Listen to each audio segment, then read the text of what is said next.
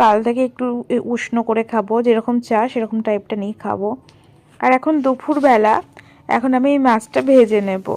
তো আজকে ওই 10-11টার দিকে আমি এই মাছটা পাড়ার থেকে কিনেছি। পাড়ার ওখান থেকে আমি মাছ বাজার থেকেই মাছ কিনে আনি। তবে আজকে দেখলাম এসছিল, আর কালকেও মাছ রান্না করা হয়েছিল। তা দেখলাম মাছ এসছে, তো তখন আমি ওই জন্য নিয়ে রেখে দিলাম।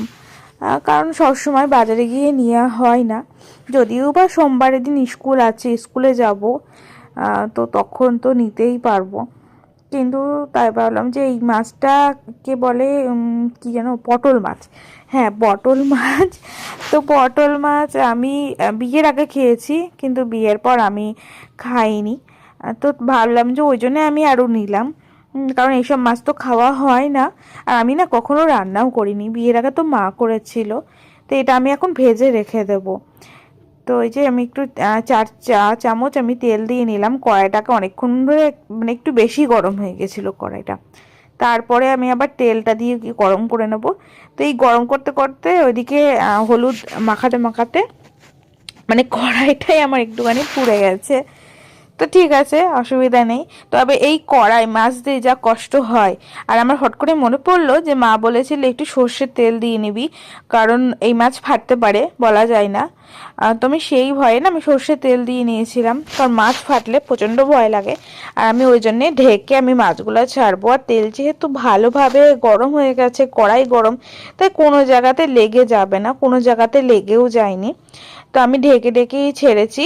আর যেই সব মাছ ফাটার ভয় থাকে, তোমরা কিন্তু এইভাবে ঢেকে ঢেকেই ছাড়বে। তো যখন দেখছি ফটফট করছে না, তখন আবার একটু ঢাকনাটা খুলে দিয়েছি, কারণ এক মাছ তেলের মধ্যে ছাড়লে না বোঝাই যায় যে ফট করবে না কি করবে। তো এই দেখো, আমার মনে হলো যে একবারে সবগুলো মাছই দিয়ে দিই, ওর জন্য দুটো দুটো করে ভাজিনি। আর আমার এই সময় কিন্তু দুপুরের খাওয়া হয়ে গেছিলো। তো মাছ দিয়ে, শিম বাটা দিয়ে, এসব দিয়ে ভাত খেয়েছিলাম। তারপরে পালং শাকের চচ্চড়ি দিয়ে, পেঁয়াজ কলি আলু ভাজা দিয়ে। তো সেগুলো না আমার আর দেখানো হয়নি।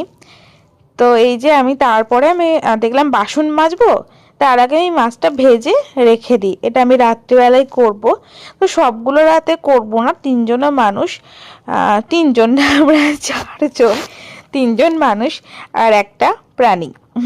তো 4জন, তো 4টে করে করব।